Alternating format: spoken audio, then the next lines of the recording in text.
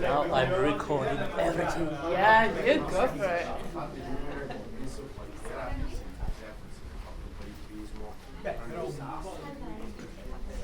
Enjoy the tour.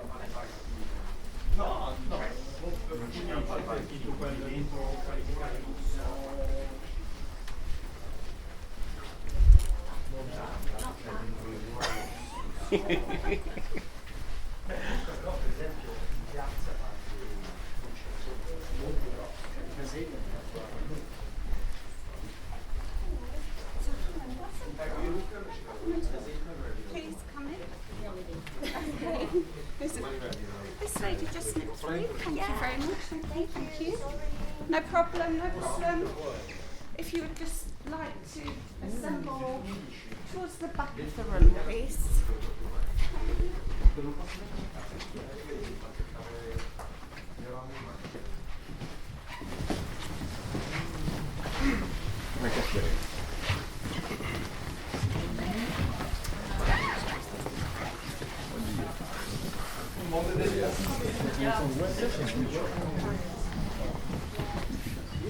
Das Ding ist, ich komme 9:30 Uhr, halt wir sind 10 Uhr, du weißt Jukka. Unser Flug geht 13:15 Uhr. Das heißt, wir haben Ja, das ist relativ viel Zeit. Ja, stimmt. Wir haben gar nicht so viel Zeit. Ich bin fast schon neidisch.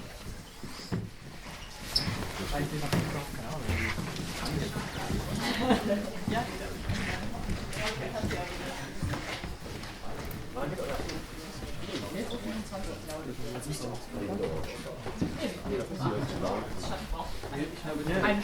War zum 2 Stunden. Ja gut, dann erstmal nicht die Sicherheitskontrolle, weil es nicht so stark ist. Okay, stimmt, Hever ist ein bisschen.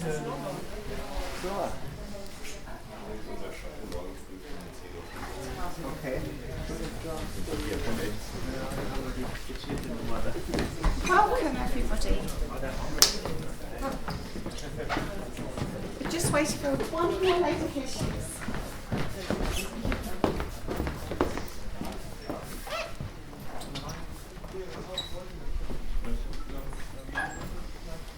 So welcome to you all. This is the inner hall, which I think you're familiar with. This is the main reception room, and as you can see, it is an astounding carving.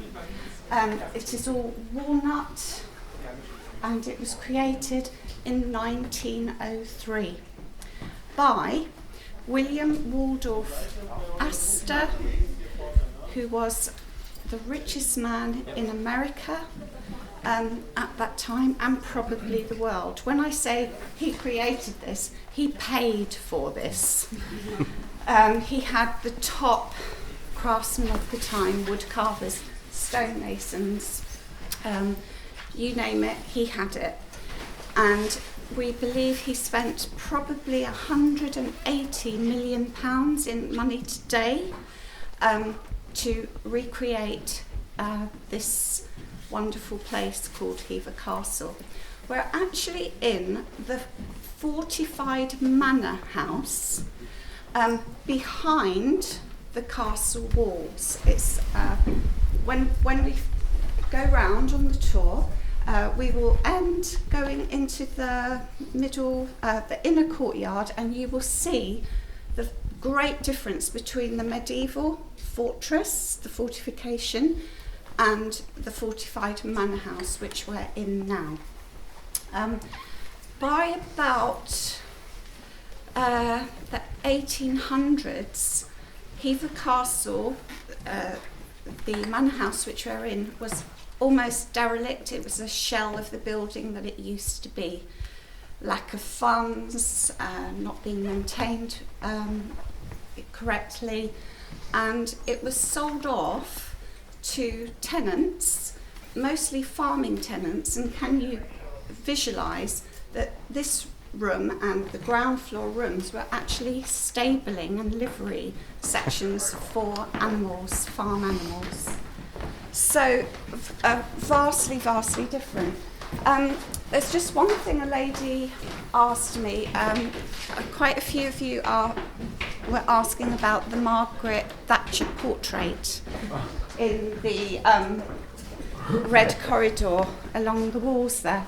Our current owners, who have owned Hever Castle since 1983, Mr. and Mrs. Guthrie, have a large company portfolio, and they pretty much have invested for the bed and breakfast accommodation that you've been staying in, and wanted to make it a little bit more special. There's no particular conservative leanings or anything like that.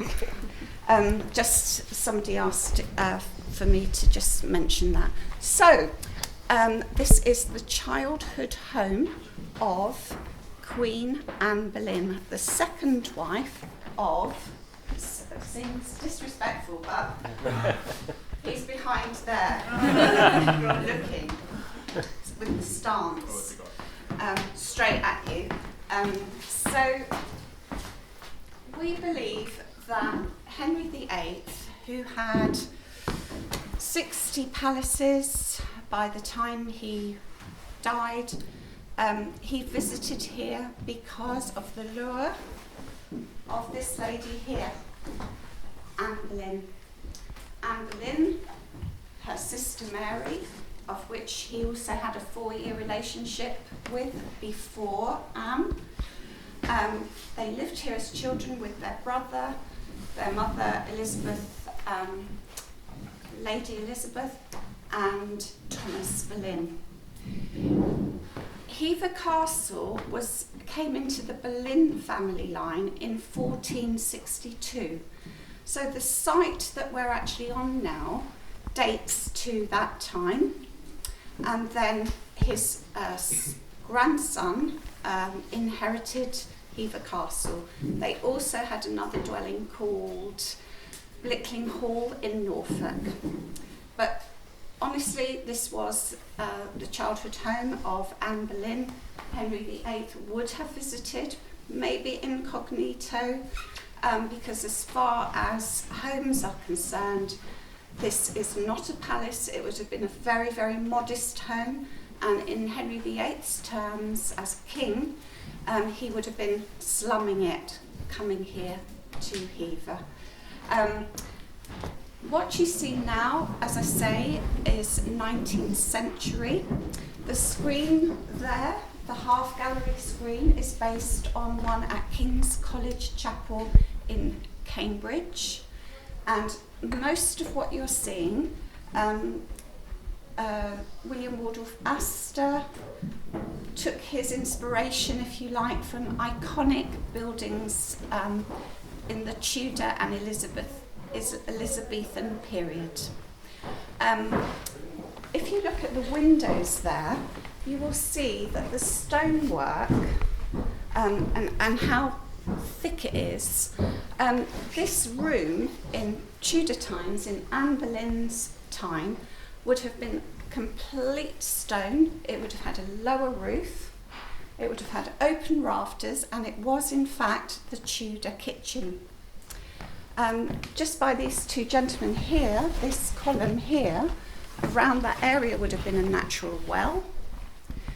The service entry would have been that archway there, and this would have been a buttery and a pantry, and this would have been the main kitchen. Point of interest, if you wouldn't mind looking at the silver clock on the mantelpiece, it is a replica, but it is the one that King Henry VIII gave to Anne Boleyn as a wedding gift. It came out of the royal collection at some stage, but went back into it, and our current Queen Elizabeth II gave the original to William and Kate for their marriage. And fingers crossed that's going to be a much happier marriage than Henry's and Anne's, of course. And just here is another king, just behind the speaker there, the father of King Henry VIII, Henry VII. as we go round, I'll explain a little bit more about why Hever Castle is here and its origins and whether it was under siege as well, but we will cover that as we go.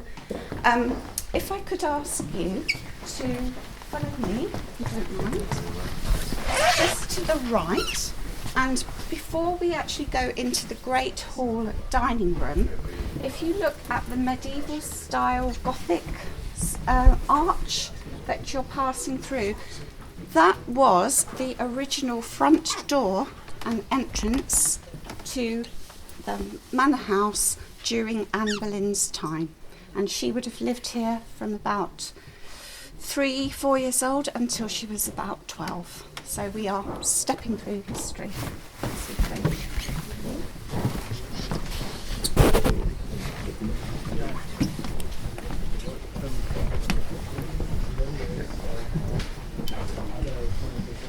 Kennen den nicht aus. Ja.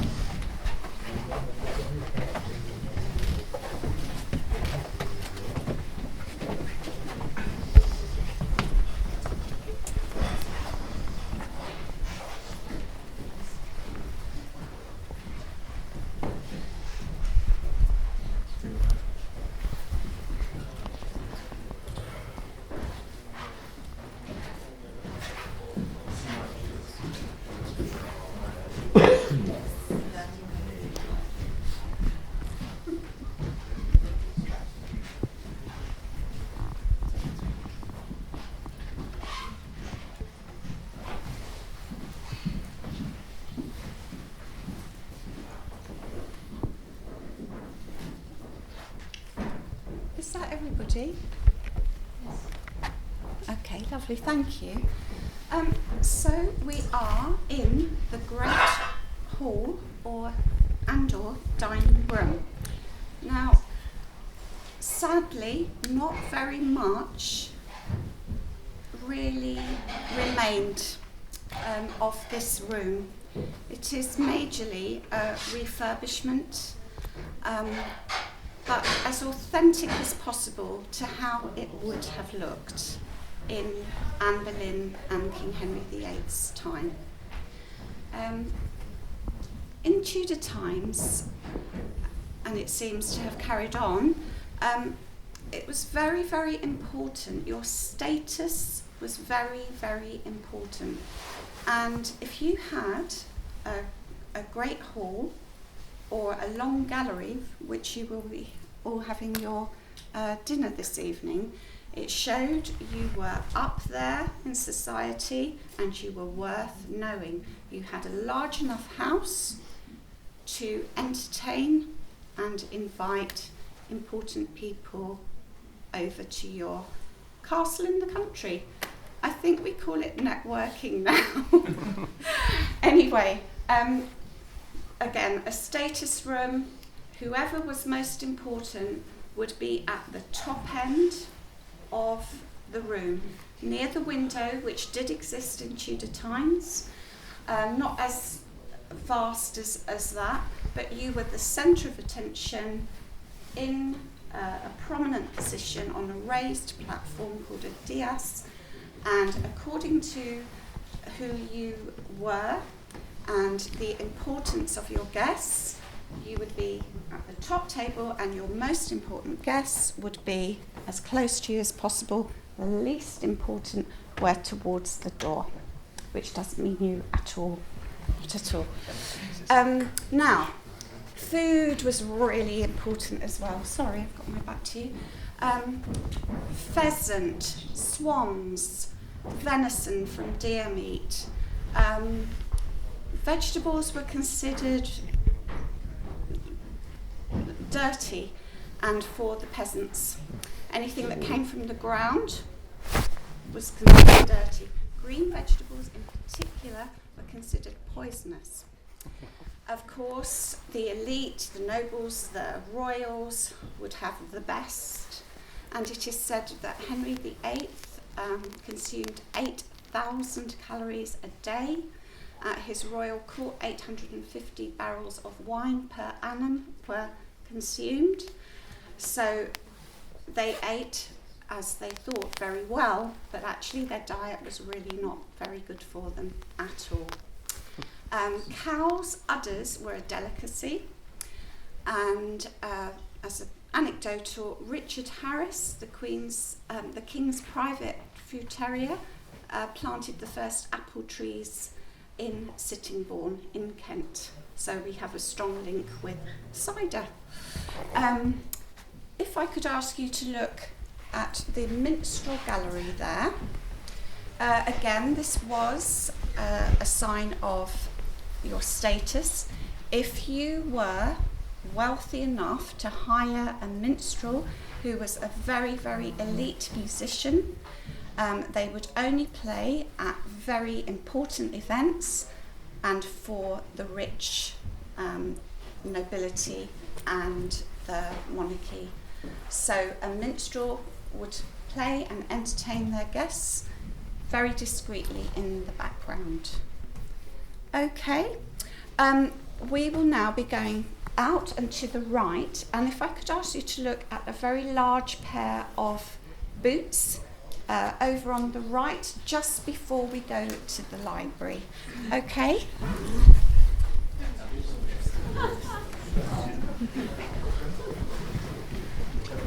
Por favor, no me sirve castiga queda.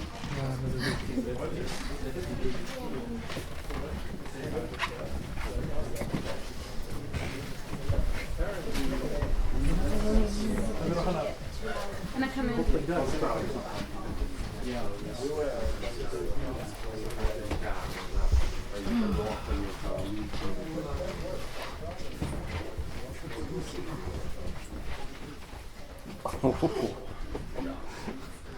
Okay.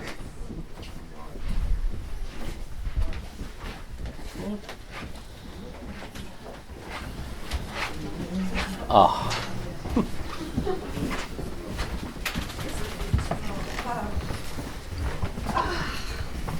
Please, if you wouldn't mind coming right in, because there's quite a small space. Sorry.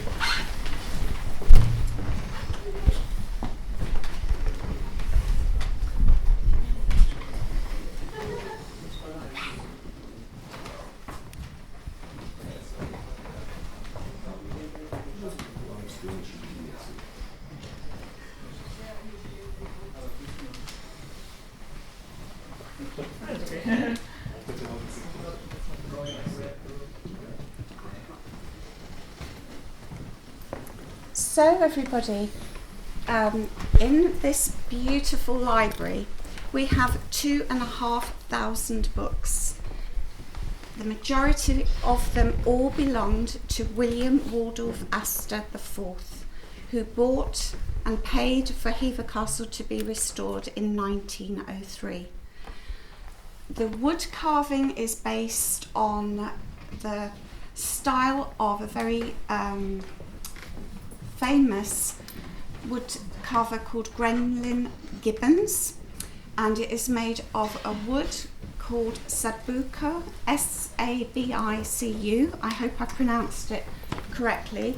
It looks like mahogany, but it's really, really dense as ebony, and it would sink. So he had the best quality of everything, and why not? We have on above the fireplace there a portrait of his great grandfather. His name was Johann Jakob Astor. He was literally a poor immigrant butcher's boy from Waldorf near Heidelberg in Germany, and he left, went to America. Very, very intelligent businessman, and he made his fortune through fur trading, property investment in the prospering metropolis of New York. Right place, right time, married a shipping agent's daughter, and bought a fleet of 12 ships, and pretty much went global. So he was the dynasty maker. The boots, which I nearly forgot to tell you about, are called postilion boots. They are messenger boots. 2 outriders on the horse and carriage would wear one of those boots on each of their inside legs for protection from the galloping hooves of the horses. They look a lot heavier than they are. It's an iron frame covered in leather. And I call them the Dr. Martens of the time. And if I could ask you, if you wouldn't mind just going through into the next room. It's quite a small room, so I will meet you in there.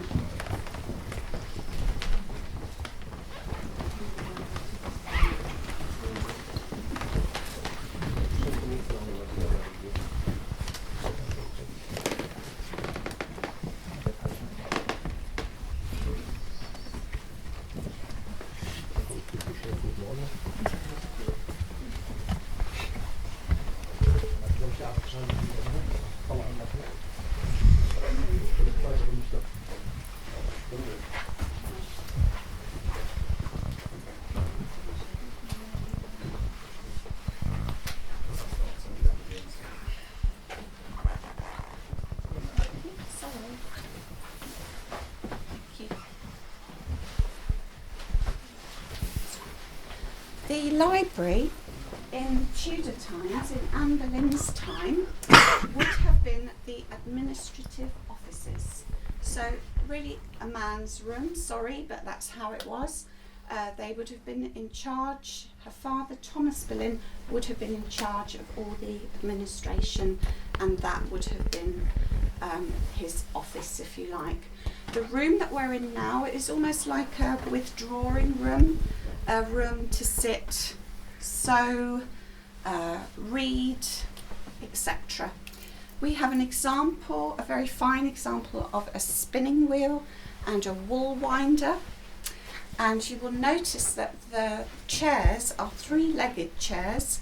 The flooring would have been quite uneven and flagstones. The ladies would have had bustly dresses, so they were practical and purposeful. I'm not sure if you might know this, but an unmarried lady was a spinster, was known as a spinster, because they literally, instead of being married with a husband and children and their own home, would stay at home with their parents spinning wool. So we have the name spinster that comes from that. This cupboard, although it looks like a very posh display unit, originally was a cutout piece in the stonework, which was known as a priest hole. During the time of Henry VIII, divorcing his first wife Catherine of Aragon to marry Queen Anne Boleyn, whose childhood home we're in at present, for about 200 years, anything Catholic was just not permitted. So people who were strong in their belief in Catholicism would have to say their prayers in secret, and they would have to hide the priest in little tiny units like this, and there were a lot of deaths as well involved in that. Is there any questions? Am I talking too much, or I hope I'm of interest to you? If you would go up, mind your head, the 13 stone steps which leads into the next room, which again is another really small room. Is that a secret passage? It isn't actually. It links the ground floor to the middle floor, which we're going on to next. Guarda, con me non avrebbe fatto interesse perché se no la passerebbe bene.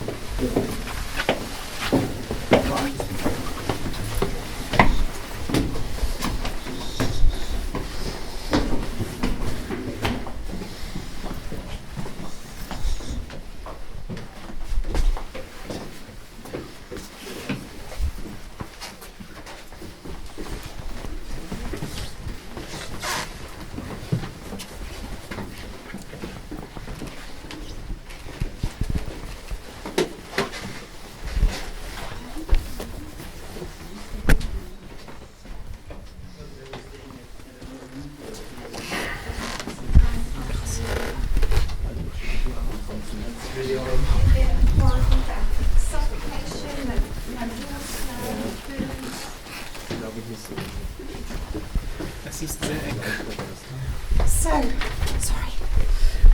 This tiny room, can you believe everybody, was actually, sorry I've got my back to you all, Anne Boleyn's bedroom. People are astounded by that, but they were not a noble royal family. They were very kind of middle class, and this was actually quite a humble home. The Boleyns started becoming very prominent due to the great-grandfather, who was actually a merchant. He then had a hat shop in London. They were called mercers, and then he gradually became Lord Mayor of London, and then they were in the royal court and in good favour. You will see another portrait of Anne Boleyn there. As time goes on, she's depicted in many different ways, some not that flattering. She was not a popular queen. She was actually disliked very, very much because she mixed up the whole status quo of the country. And the first wife, Catherine of Aragon, was a very much loved queen. So things happen, don't they? The look for the ladies was, you were said to be beautiful if you had pale skin and fair hair. To get this look, you would mix up sulphur, lead, make it into a kind of poultice and apply it, which was so poisonous and bad for your skin, to get the red lips, cochineal insects crushed up, mixed with egg white and applied. So even the hair, using sulphur, chamomile, lemon juice to bleach it, and cutting off the hair from a horse's tail, a blonde mare, and attaching it for hair extensions. So there you go. Anne Boleyn was not said to be beautiful. She was feisty, vivacious, super intelligent, and very, very mentally stimulating, and not the demure, coy type of ladies that Henry had been used to. So she was really of great interest to him. And pretty much that's this room. I don't want to keep you in here too long because it's very tiny. We're going through to the next room, straight ahead.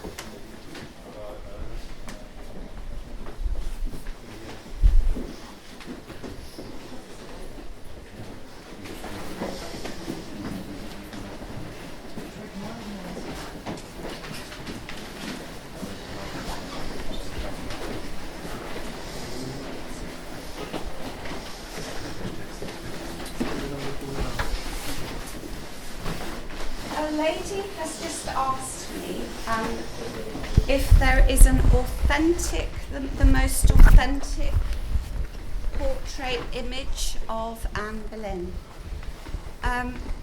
The one I showed you in the inner hall, the first room downstairs, is said to be a good resemblance of her as a young woman. The room that we're in now is called the Book of Hours. The Book of Hours because they're prayer books, them being very, very religious, were called the Book of Hours because they would say their prayers to the Virgin Mary, women especially, 8 times a day. We still have matins and vespers now at the high church masses. So these beautiful, beautiful prayer books were the personal prayer books of Anne Boleyn. The one on this cabinet here, the first cabinet we've come to, was created between 1410 and 1450 on vellum, which is calf skin, goat skin, with indelible black ink, and it is absolutely stunning and beautiful. This one is a later version which was specially commissioned by Queen Anne Boleyn during her 3-year reign. She is known as Anne of 1,000 Days because she was only queen for 3 years. The courtship with Henry and the having to wait for the divorce to come through took 7. But her reign as queen was only 3 years. And this one, it is said that she took to the Tower of London awaiting her execution by the sword. There are personal inscriptions in Anne Boleyn's handwriting in both these books. The time has come, or the time is coming, in French in that one, and in this one, remember me when you do pray, that hope doth lead from day to day. Exactly what was happening in her life around that time, we do not have the dates written down, but we assess that perhaps this is when she knew she was just about to become queen, and in this book, Remembering and Hope, that she was going to produce the son and heir for Henry VIII. Another main feature is the tapestry here, which is stunning. It dates to 1525, and it depicts the marriage of Louis XII of France to Henry VIII's youngest sister. She was just 18, Mary Rose Tudor, with a 13-year-old Anne Boleyn in the background as her attendant. In those times, political alliances, strengthening friendships was often huge, important, and as a noble lady or a princess, that was your duty. So this was said to be a very beautiful princess in the whole of Europe at that time. Henry VIII's youngest sister, at 18, was marrying a 52-year-old King Louis XII of France. So she went into the marriage with Gusto, but 3 months later he died.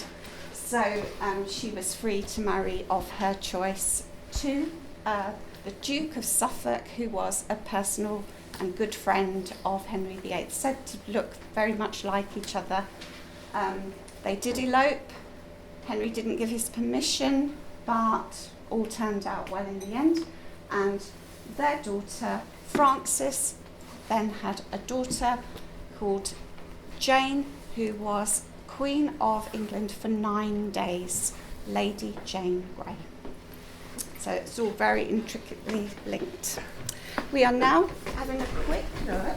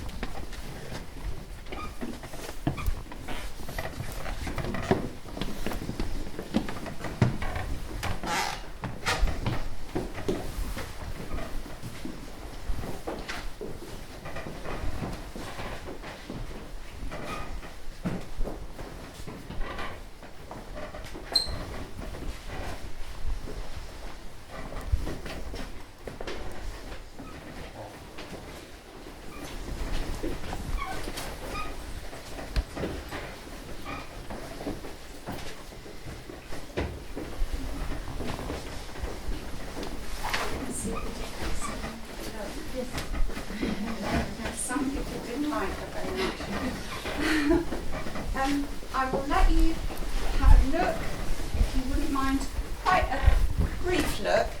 In chronological date order, we have the first, second, third, fourth, fifth and sixth wives of King Henry VIII, who you will see was a very young, younger, healthier, fit young man. Sadly, he didn't age well. So, Catherine of Aragon, Anne Boleyn, Jane Seymour, beg your pardon, Anne of Cleves, Catherine Howard, and Catherine Parr. The two cousins, Anne Boleyn and Catherine Howard, met the same fate, death by execution of the sword.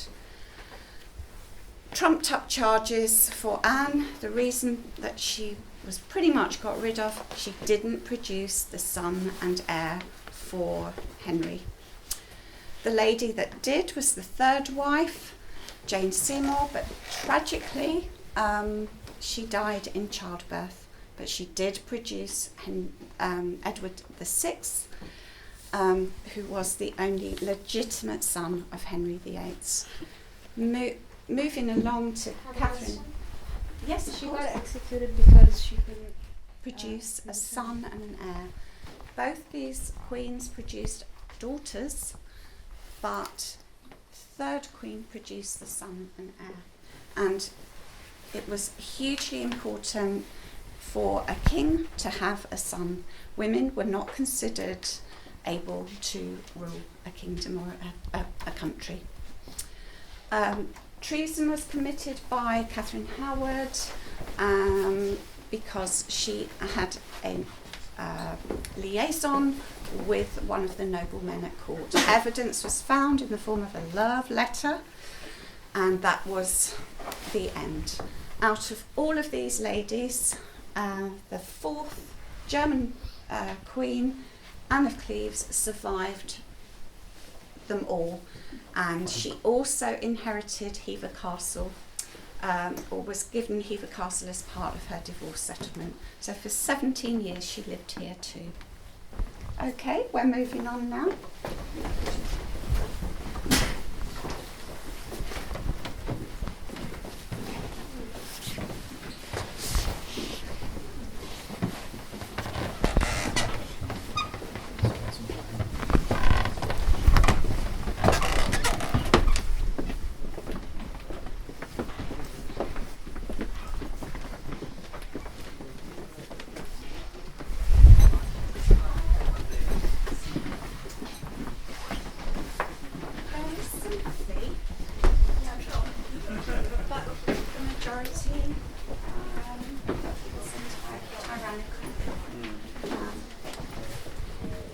Which can be seen in all these things shown.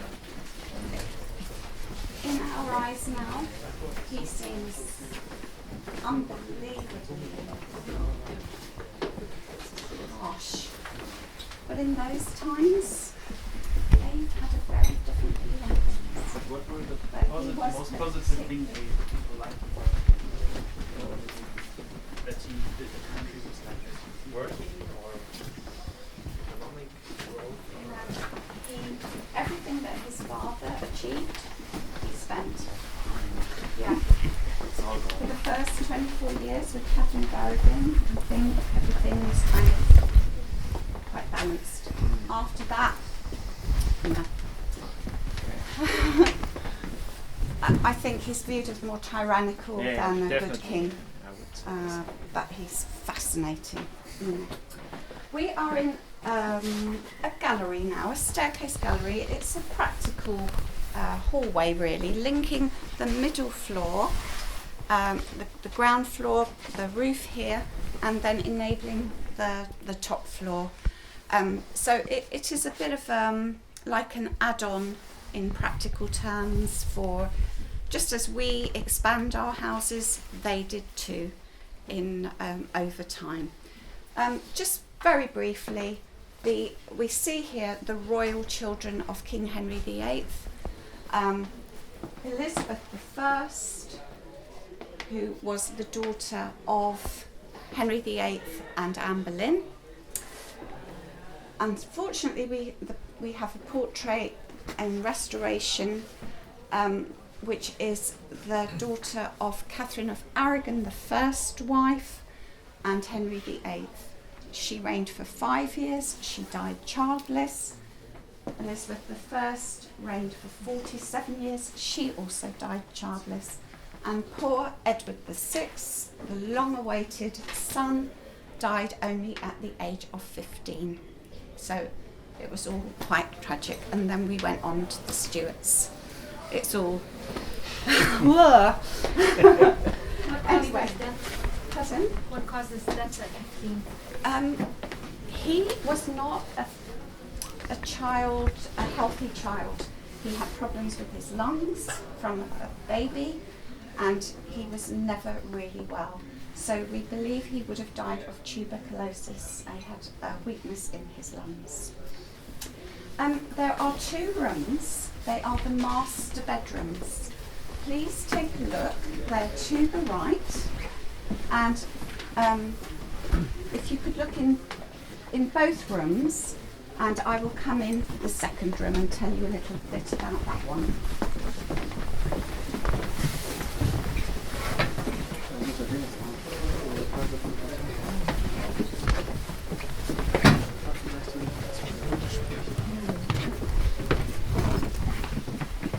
They are quite small rooms.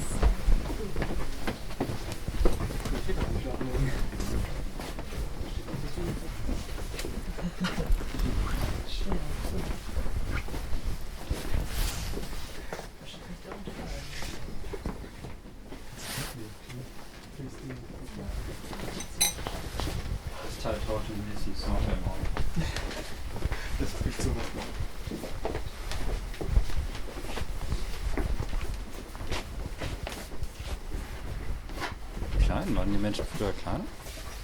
Just to say, everybody, for the people that are in the room already, on the right is an oratory, which was a secret chapel. Remember I mentioned about Catholicism and that it was high treason to practice that faith, off and on for 200 years in England. This chapel would have been a secret chapel, and it was discovered when Hever Castle was refurbished in 1903. And we link it with a notable family called the Waldegraves, who were very strong Catholic. In fact, one of them was incarcerated in the Tower of London during Elizabethan times for practicing his religion when he shouldn't have been. So that's quite an interesting feature. When you're finished, if you could follow me out, please.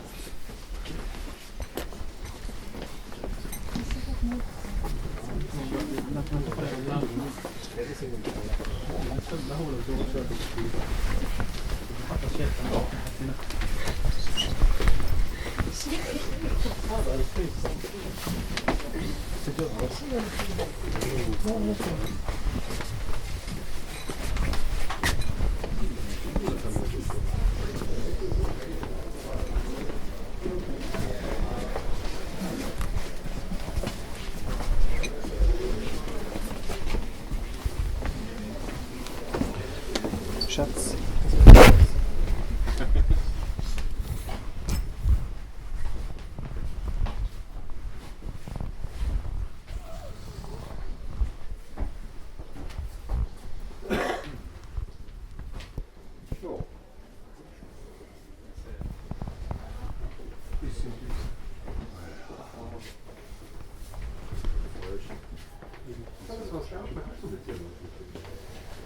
Oh Mann, ich bin schon jetzt froh, dass wir 2018 sind.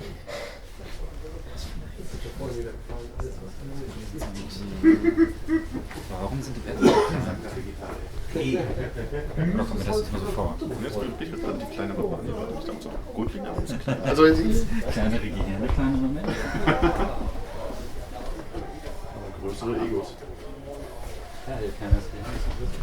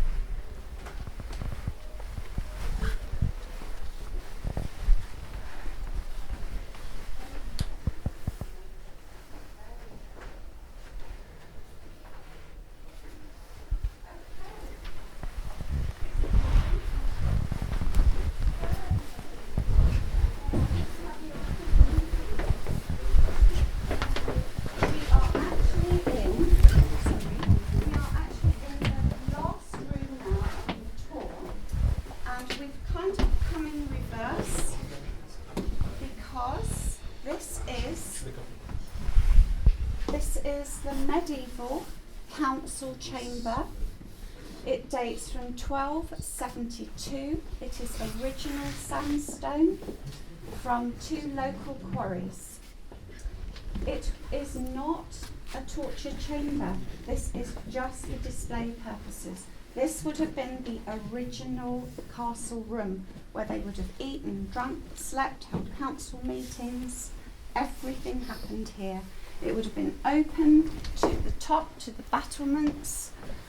They would have used temporary kind of pallets for shelter made of river rush. So it was very, very basic. Where this gentleman with the hat is standing, beneath the floor there, excuse me, I'm not telling you off, but I want to let you know that there are murder holes just under the floor here. They are cut out pieces in the stone where, Hever being a fully defensible castle, you were trapped between the 2 portcullis gates. If you were an intruder, you would have stones, coal, hot oil, anything heavy thrown at you. You would be attacked. They are authentic. These portcullis counterweights weigh 400 kilos of solid lead, and they are probably 13th century. We have an original garderobe, toilet, cut out piece of stone chute which goes straight into the moat. If you were the lord or lady, you would have your servant to bring a bowl or a pot for you, and then they would dispose of it. So times have changed. The suit of armour is a replica that this gentleman is videoing. The men of the time, the soldiers, the jousters, would have weighed about 60 kilos. The weight of that suit is about 25, so half their body weight they would be carrying around. Elizabeth I had a champion jouster, and he would have owned average six of those, and each piece of kit in its entirety would have cost £1 million in today's money. It was that expensive. The word Hever means high end near deer forest where they kept pigs on the hill. It goes way back to the 12th century and beyond, predating the Magna Carta. Someone has lived on this site probably since the 11th century, so it is a hugely historical place of interest. Your team leader, I don't think she's here, asked about why Hever is here. Was it under siege? What was its importance? Well, it was considered an outpost linked with another castle called Tunbridge, and because a nearby town called Edenbridge, where I live, was considered very important and prosperous. William de Hever was a sheriff, and he was allowed to have a castle in this countryside to protect the town from invasion being taken over. Because via the Thames, the River Thames, the Medway, the River Rother, which was very, very prolific in those back in those times, you could actually invade Hever if you wanted to. And I will now take you down the authentic castle steps into the inner courtyard to tell you one more thing, and then you can have dinner.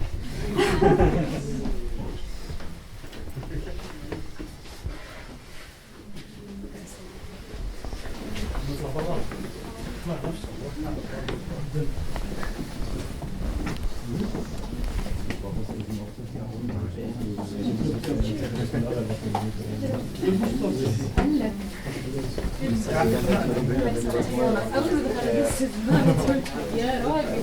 have one more room. It's not so.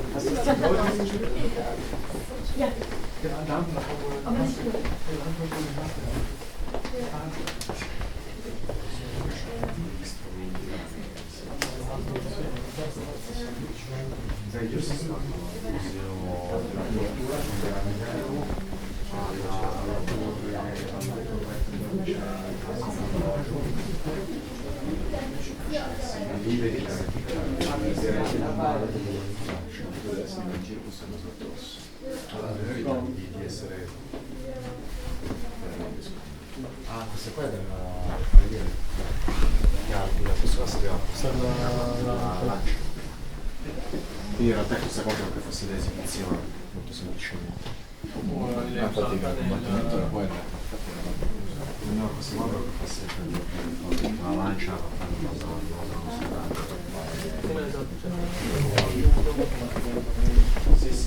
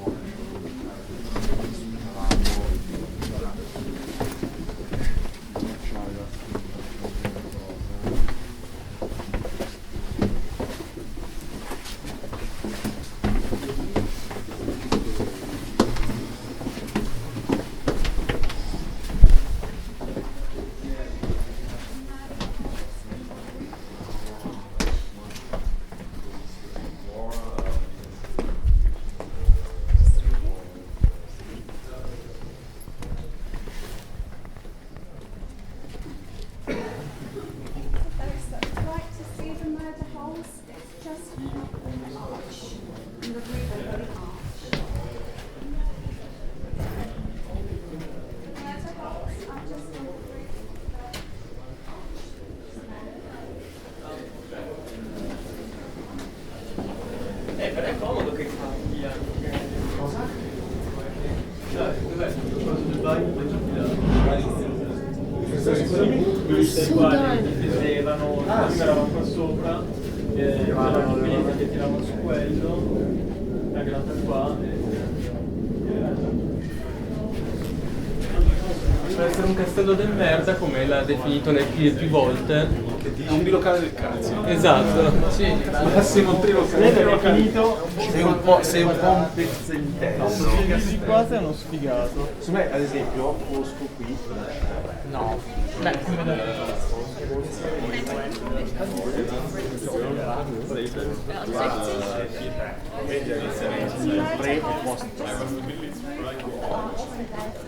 sì, esatto, c'era un castello del merda fino a quando è arrivato Also kannst du so einfach rein, aber ich habe das kalt und so. Sorry. So, the difference. I'm so sorry that I tried to tell you as much as I could, but it's so much to say. Yeah. And I'm worried that you're going to be late for your dinner. So, Really good. Thank you so much. Thank you. Like this for the whole day. It's probably the very first time in my life that I've seen those tapestries, tapestries in general. Yeah, And I was asking myself, the artwork is it painted on, or is it woven? They start off like a comic magazine. There's cartoons, and it's in sections, and they're telling a story. So they would join up those pieces using a high and low loom. The centre panel would be the commissioned and most important figures. That's where your eyes, similar to being in the light in the dining room, you'd be a prominent person, so you would be in the middle. And it's literally called a cartoon piece. I see. But the colour red is known to be rather unstable. So has it been preserved or in any way or restored? They clean it, but they have not coloured it. So it's still It very is vibrant. it is It is. amazing. The fixative is called a mordant. So they would use natural. They didn't have synthetic, so they had flowers, vegetables, and then they would add alum and mordant, and that would fix the colour.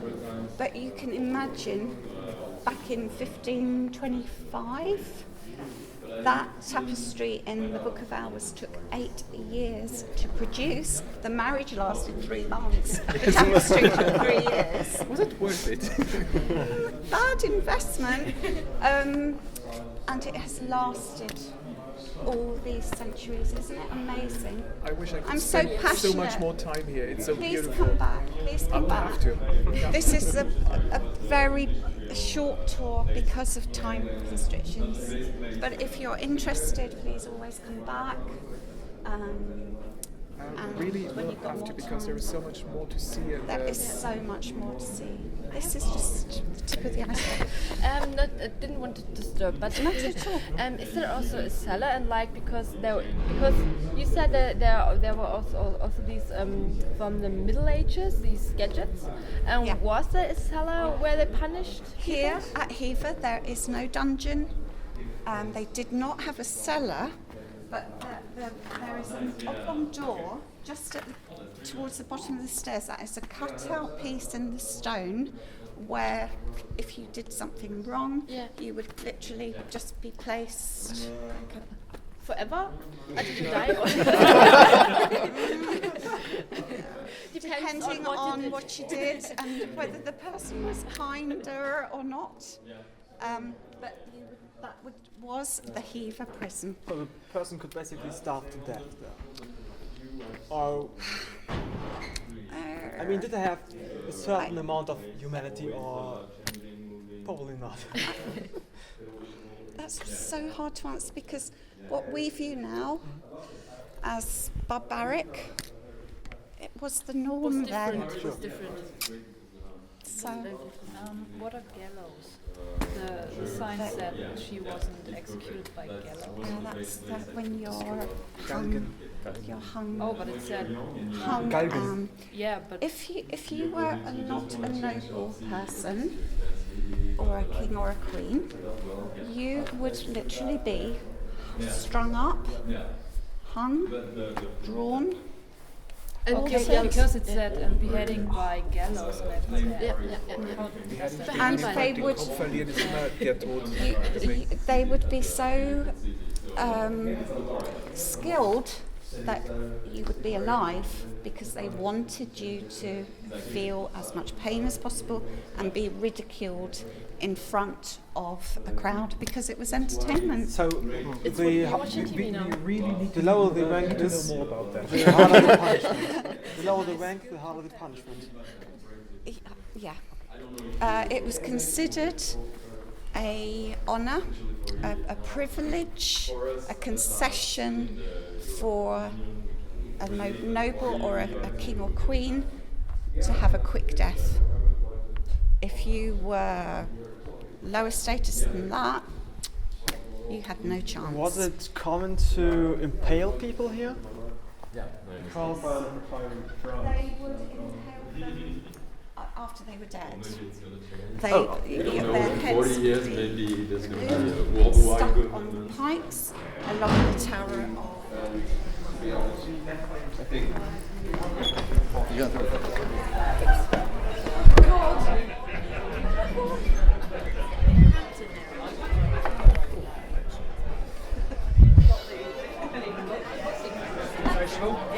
yeah, they have to talk then. No, I just wanted to put in a piece. Okay, I'll take it for you, sir.